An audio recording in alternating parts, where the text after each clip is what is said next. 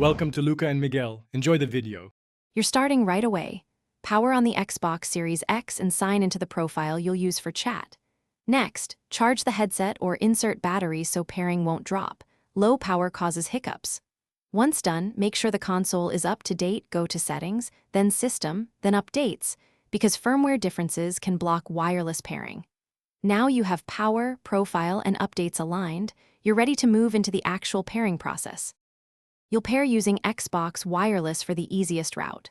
First, put the headset into its pairing mode, consult the quick press sequence from the manufacturer. This tells the headset to advertise itself. On the console, press the controller guide, go to Profile and System, then Settings, then Devices and Connections.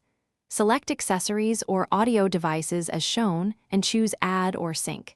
Confirm the headset when it appears. This direct path uses the once paired, configure sound.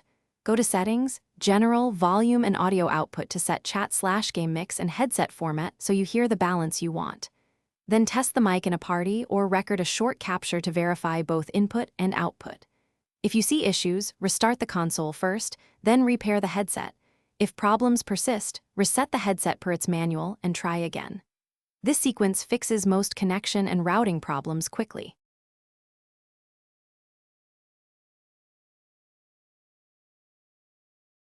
Thanks for watching and please subscribe. It's the best investment you'll ever make.